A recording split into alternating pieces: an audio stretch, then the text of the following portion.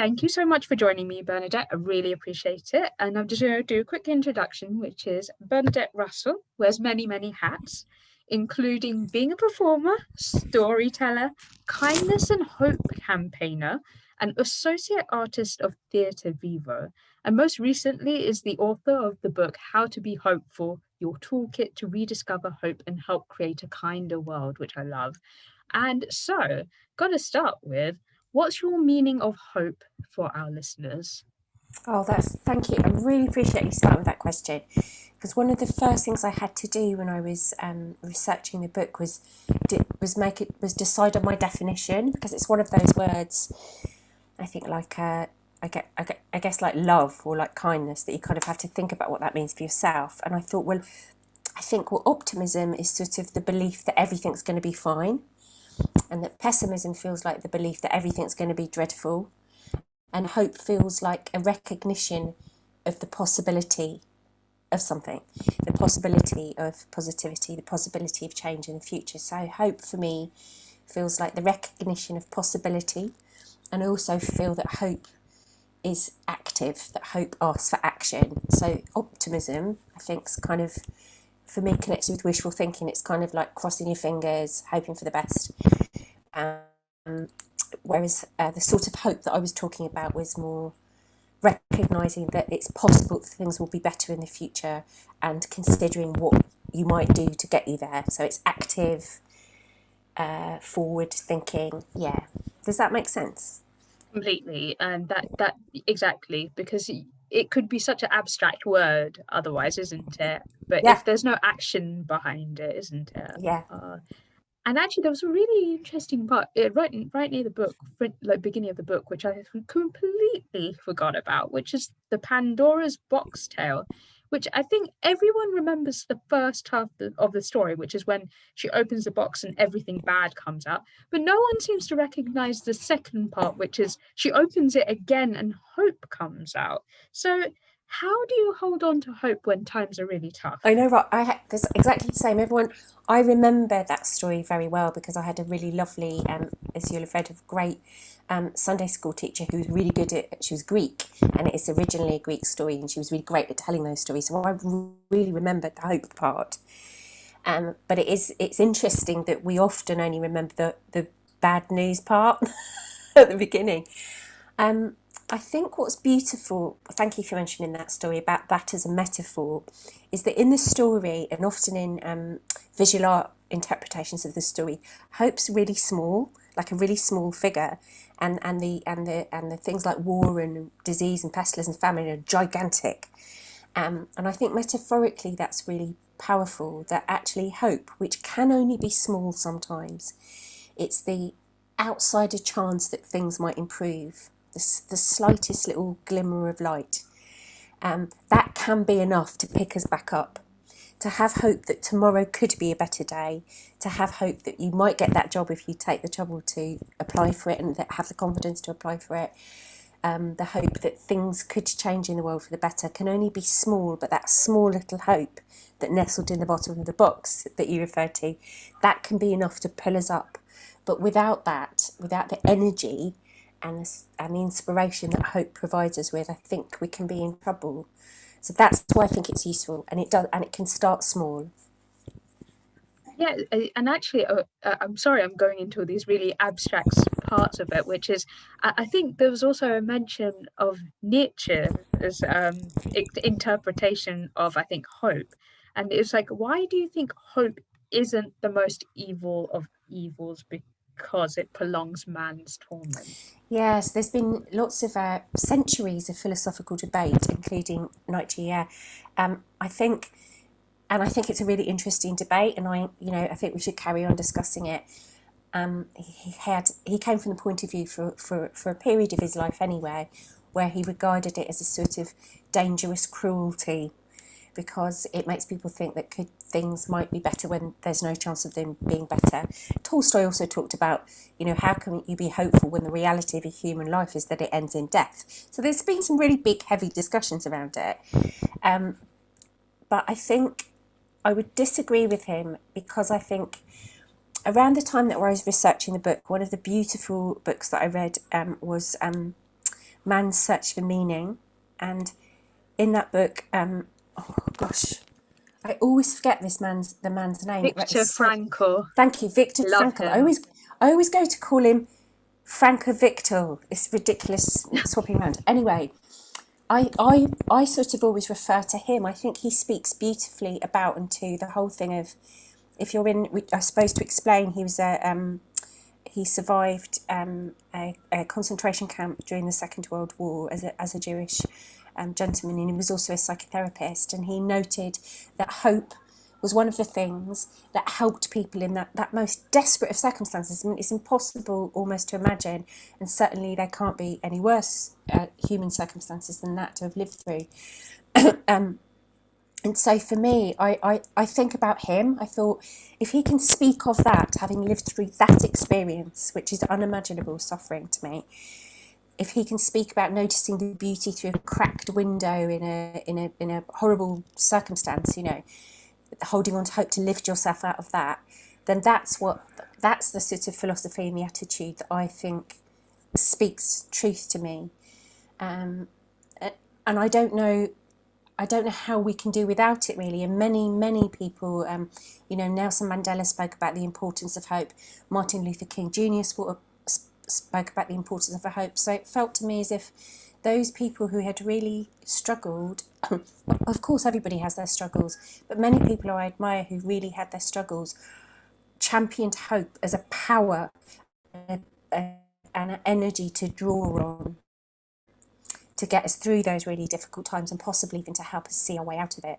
So so that's what I sort of hung on to, and that's what that's the philosophy that I tend to agree with more.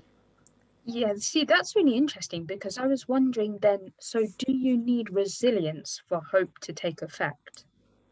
Yeah, that's an interesting one. It's kind of a chicken and egg, because I think hope gives you resilience. Hope can provide you with resilience. As I said, I think you can think of it as a very small thing.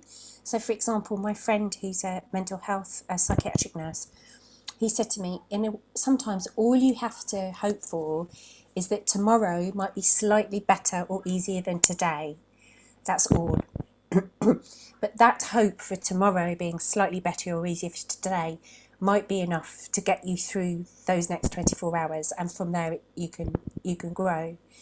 And then that's going to build resilience, because having gone through that time, hopefully you will be like, oh yeah, actually today was a little bit better, or at least I survived it, at least I managed to get through it. And you can gain strength through daring to hope, through holding on to hope and letting hope energize you, and then through that, I think, building strength and resilience. If you hope for something and you take action, and your action proves to you by what happens as a result of that action that you had reason to be hopeful because something positive came, can build confidence and resilience and strength too, I think. But they're kind of a bit chicken and egg, because I hear you, and I think also it does require strength, and it does require a little bit of resilience to have the courage to hope. But you can do it with just a little bit. You can do it with just a little bit of resilience. You can do it with just a little bit of strength. You can make a start with just a little bit of hope, and then hopefully grow it. That's really interesting. So would you say, like, how important do you think gratitude is into holding onto that hope? So gratitude as a practice, it's spoken about a lot, and with very good cause. I think it's immensely helpful to, as a daily practice, think to yourself, what do I have to be thankful for today, or in a broader sense, just in an old-fashioned way, it's your blessings, isn't it? It's that kind of thing. So I think gratitude can improve your mental health and positivity in general, and can make you feel more hopeful about the world once you appreciate the abundance that you already experience of gifts, the things that you already have. But I just have to say about gratitude that I know that sometimes I worry that people sort of punish themselves if they can't feel grateful. I think you can be in such a low place sometimes that you might just not be able to find what you want to feel gratitude for. And I've spoken to lots of people who they almost punish themselves for not feeling grateful. And I would say that if you can't get there, that's okay, because some days are just really tricky and some situations really difficult. And I would say then give yourself the invitation to just to seek out beauty. Forget about gratitude for a moment if you can't manage that, and just find one beautiful thing, because the world will always gift you beauty. And again, that was something that was mentioned in Man's Search for Meaning. You know, beauty, seeing a tiny little flower in the crack of a pavement in a exercise yard or something. So it's about looking for beauty and leading yourself to hope from that. I found that that really works for me, because even on the most difficult and challenging of days, in the most difficult of circumstances, you can always find beauty, and that can give you hope as well, that there is always beauty in the world, and you can find pleasure in beauty, and therefore can always find pleasure in the world. So yeah, gratitude is important, but I just wanted to sort of say to anyone listening, it's okay if you can't. Some days you just can't feel it. You just don't feel grateful. So, but there's always something beautiful. Oh, I agree. I think I remember you mentioning it in the book that even though it was such a tough time for your friend, isn't it? He was able to Yeah, see beauty, and that sort of helped him, right, cope. yeah, Um, absolutely. Yeah. um, and actually, I think there was. I think you mentioned there was a particular quote where you said there's a really strong intersection between how hope interacts with imagination, and how it also interacts with play. And I thought Mm. a lot of people's imagination these days, especially, gets stuck as adults. So, how do you recommend like getting in touch with that side? Yeah, it's really important for us, isn't it, to be able to continue to hold on to the really brilliant things about childhood, like playing and imagination, just trying things out, and also being a bit wild, I think. I think these are really basic, simple things, but I think feed yourself when you're able to with books or games or films or going out for walks. Find out, get to know yourself a little bit in what sort of sparks your imagination. For some people, that's sitting on the sofa and watching a box set of something that they love. That is totally fine, absolutely fine. For other people, that's a really long walk on the beach. For somebody else, that's trying out a new recipe. So I think get to know yourself a little bit. Give yourself the honour and the pleasure of getting to know yourself a little bit and what sparks your imagination. Imagination is a really useful tool because you have to be able to imagine the future that you'd like to travel to for yourself in order to get there. I always think you can't. A plane didn't just appear in the sky. Someone had to look at a bird and say, "Imagine if we could do that," and then build a paper kite, and then etc. etc. So imagination, and Einstein spoke of it as well in his work. Imagination comes first. It's the most important thing. It also provides us with, it might be a little bit controversial this is, but I think it's really important. It also provides you with an escape when things are hard. And I'm not suggesting for a moment that you should stay in a fantasy world and ignore the reality. But sometimes we need that. We just need to get away. And within that getting away, escape, fantasy space, to be able to imagine different possibilities and different ideas. So, yeah. So I'd say get to know yourself and feed yourself with whatever ignites your imagination. And don't be embarrassed. No one else needs to know. You know, for some people, that is visiting a massive art gallery and looking at incredible oil paintings. For someone else, that's watching The Simpsons. All of it is fine. It's all great. Yeah, no, that's such a good idea, actually. And actually, we were mentioning this earlier on, isn't it, just before, which was about the negative news spiral, which is a how do you stay positive when obviously we're being bombarded with images and messages on social media with such negative messages? So, what do you think we should do? So I've gone even a little bit further since I wrote the book in terms of my interaction with social media, because I actually now, so I'm pretty ruthless about blocking and muting people if I don't think there's anything that can be gained from that for me. So because I'm trying to focus on solutions driven positive news, and that doesn't mean sort of fluffy pictures of cats playing with dolphins, although if I don't know if that's even a thing, you know what I mean, kittens, even though I love those, but it's also just seeking out stories that might tell me a difficult truth, but that also present me with a possible solution or somewhere I can contribute. So that's what I'm looking for. So I would say take care of yourself. And if you notice when you're engaging with social media that certain people or groups or feeds are making you anxious, then disengage. It's as simple as that, because you being unhappy is not going to make the world a better place. It's not going to do anything. So just distance yourself from it. So I'd say that. And also it's recognizing that, particularly with social media platforms, there's this enormous potential for good. And that enormous potential for good is about sharing positive stories, sharing funny things, sharing good tips, telling about amazing films you've seen, or, etc. There's lots of ways of engaging positively with it. In terms of the news, as we discussed earlier, there are loads of amazing, very robust, very authoritative, solutions-driven positive news sources, such as Positive News, such as Good News Shared, such as, there's lots of them, and actually a lot of them you can sign up and get free email newsletters. If you can afford to, obviously, to support them, it's brilliant. You can subscribe to their publications as well. So I would say, look after yourself. If you notice that you're getting big rushes of anxiety or unhappiness, or even it's tipping you into depression, then disengage. Ask yourself why. What's the point of me listening to 24-hour news that's making me feel depressed? It's not helping that situation, and it's not helping me.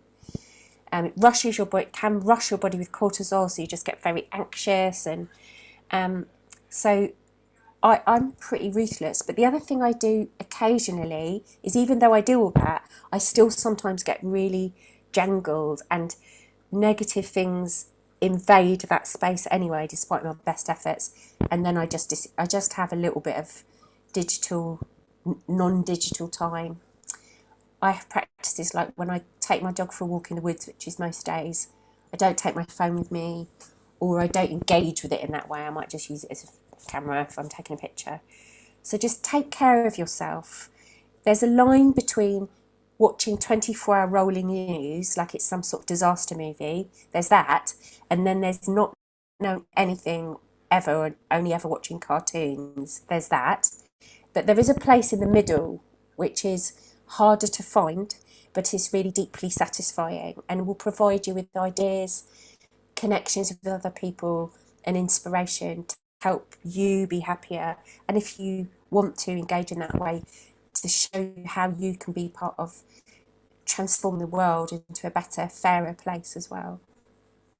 Yeah, I love that, and you're absolutely right, because I think people have realised that actually how negative the news can be, and but there are people are starting to see that there needs to be a balance. Mm. And actually, I found it really interesting. I know this sounds really, I know it's kind of a morbid subject, but I actually thought it was really interesting because, like, I remember reading a book called Smoke Gets Into Your Eyes, and, it was basically a very healthy conversation about death.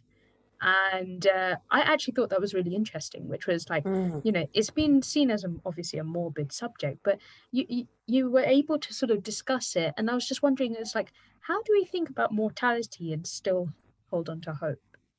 Yeah, it's a big one, and I think it's a really important pertinent discussion. So thank you for bringing it up. And it also feels at these particular times that we've just lived through, when we've literally seen the numbers on our television screens of how many deaths that day, and so many of us have lost loved ones or been worried for our own mortality and the others people close to us. It's right in our faces, and I think that's a good thing. I think there's an opportunity there to think about how we consider aging, grief, death, all of it, mourning. So in terms of hope in the face of our certain deaths, because that's what we're looking at, there's a couple of things. One, I think it requires acceptance that that is going to happen, and it also requires, I think, courage, because I think we have to decide. Obviously, everybody has different belief systems. Everybody has. And it's interesting to think about yours, to really examine that and think, what do I believe? How does that make me feel? How does that make me feel that I've died? How does that make me feel about my death? And have sort of gentle courage with yourself to go there. And I think that many religions, many belief systems, and science can provide, all of those things can provide lots of solace and comfort in different ways. And then the other side of it is we have this one wild and precious life. And I think I'm paraphrasing Mary Oliver. And so with that, you know, given the fact that it is finite, that this is certainly going to happen, you can actually use it as a sort of motivator to have the best kind of life that you can possibly have, I think. I'm not saying for a moment that those things are easy. A writer of the book, you probably know, a friend of mine, found out he had cancer. He then recovered from cancer, and then he found out that his cancer had returned and it was terminal. Yeah, and he was just incredibly. He decided at the moment that he found out his cancer was terminal that he was going to climb Mount Everest. I know. So I spoke about him in the book, and it was incredible. But I thought about that a bit, and I've spoken to people about that, and people have said to me, "Well, if I was dying, I couldn't climb Mount Everest." But in a way, Ian, his name was Ian Tootle, he spoke to me about it. He said, everybody has their Everest, though. Everybody has that thing that they would like to do before. And it may be that there's something about facing certain mortality that galvanises to do that thing. But also we can do those things now. And they don't have to be big things. It might just be, you might just think to yourself, do you know what? I really wish that I don't know, contacted all the people that I went to school with I liked and just had a little bit of a get together with them, or I really wish I'd learned to swim. Anything, any of the things you want to do. So I think we can use death, I think, as a beautiful, actually, motivator to live our lives as best we can. And that doesn't have to be grand. That just means being, I always think the things to do are to be kind, to be curious, and to seek joy. If you can do those three things, be kind, be curious, and seek joy when possible, then you know, death's nothing in the face of that. Yeah, that's one. Makes so true. And like, I think, well, personally, like, I guess one of those things that I would love to do, in this life, is to keep reaching out to various like community programs, which you talk extensively about, which was so amazing because you don't Yeah. even realize how much you could do, even just really easily, just by sitting behind your desk. So, in a situation like right now, what do you think is the best way of getting involved in communities like during this pandemic? Yeah, it's a great question because it's been challenging. As you'll know, because I'm used to I do a lot of tree planting, I do a lot of stuff in my community, so I'm used to kind of being out there in a physical way, literally in my hand, but also being in local schools and stuff. So that was odd. One positive thing I think it's done is it's forced us, even those of us who weren't used to engaging in Zoom or engaging on Skype calls or FaceTime, to learn how to do that. We've sort of been put into the position where we have to. So I think it'd be really good post this time to keep the positive aspects of that, because actually I've been in Zoom classes with people from South Africa, Uganda, America in the same space. I mean, that's just amazing. It's like sort of Star Trek land of everyone being together in little squares. So I have to say, I think there's been some real positives. And in some ways, that's broadened the idea of community, because our where we live communities are really important, because you might want someone to collect a parcel for you or to feed your cat. That's really important, and it's lovely being able to say hello to your neighbours. So there's that community. And at the moment, whilst we might not still be able to be in close proximity, we did lots of things on our street, like we set up a WhatsApp group, but we also wrote each other letters. We just kind of got we were pen pals all along the street and left each other chocolates and flowers and sang each other songs across the fence. My neighbour Hamida she sang me a song across the fence, which is really cute. So there's that way of connecting on the ground, which is really important. But then I think it's worth thinking about the sort of community that you need to make you feel happy and that you might contribute to. And the wonderful thing, if you do have access to the internet, is whatever your interests or passions are, you'll find the other people. So there's also that community. Like I said, I was in a really lovely meditation class, and I was with people from about 7 different countries. So I think it's lovely to broaden idea of community as well. so that we've got this community right where we live, and so you can reach out in whatever way is comfortable for you. And then we've got this big community where we can experience the joy of finding what we have in common as human beings, you know, and enjoying and celebrating that, rather than focusing on differences and conflicts. So I think I would say drop a few cards around to your neighbours, even if it's just either side, just saying hello, how you doing, hope, blah, blah, blah. It usually gets a really good response because people really like getting things through the post that aren't either pizza leaflets or bills. Not that I've nothing against pizza, but you know, there's a lot of that. And if you think about what you'd be interested in doing, the environmental stuff's really interesting at the moment because I haven't been able to plant any trees for a year. I've really missed that. But I've been I connected with the London Wildlife Trust, so I've been doing a lot of learning about identifying plants and how to build a butterfly table.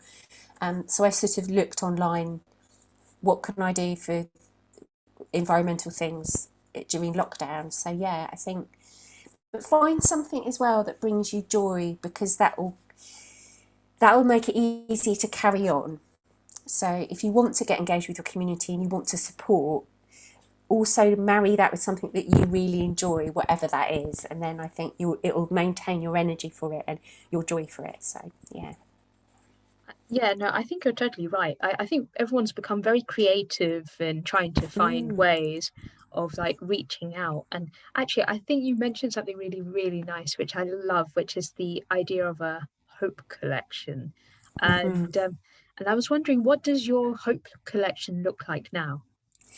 Well, so I add to it. I try to add to it every week, and in a way, it circles back to our earlier conversation about Pandora. So I was thinking about the box, Pandora's box, which actually originally was a jar. Essie had described it as a jar, but this container that Pandora had, and I thought it'd be really nice if instead of all the meanies, that the whole thing was full of hopes.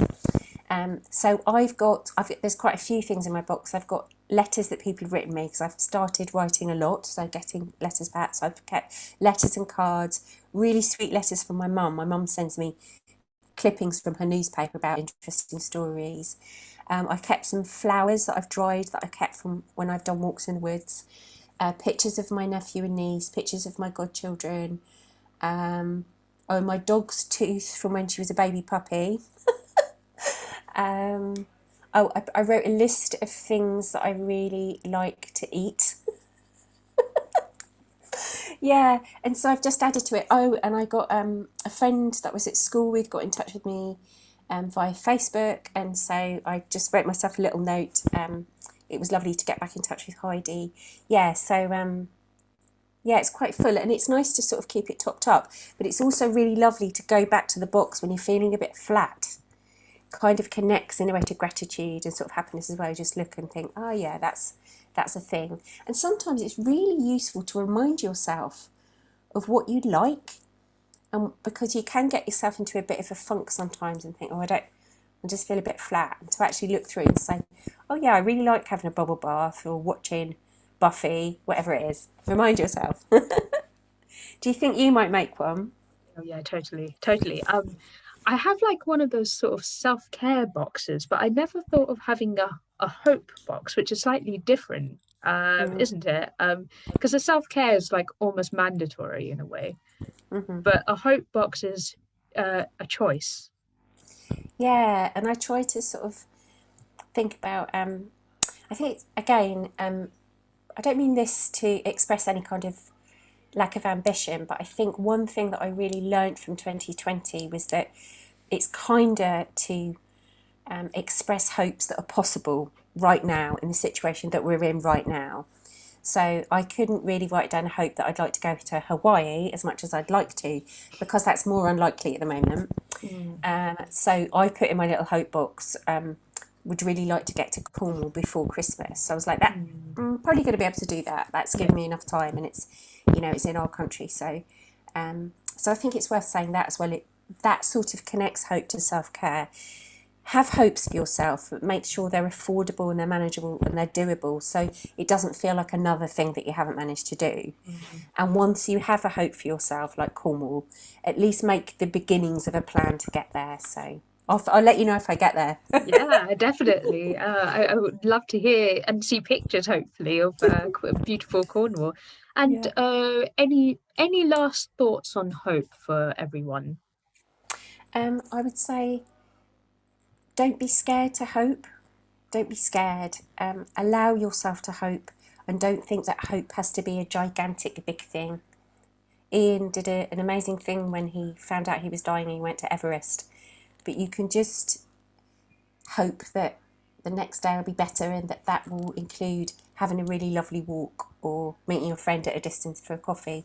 So don't be scared to hope, because anything that has ever been achieved or managed or reached began with hope, began with the hope that it would be. So yeah, have courage and also congratulate yourself, because all of us here, us talking and everybody listening, we've survived and got through the most extraordinary of times. The most extraordinary of times. In whatever way we managed to do that is fine. However you managed to do that, even if you just lay down for a year, you've managed to get through. So you've done brilliantly. And allow yourself to hope that there's brighter days coming, because there are.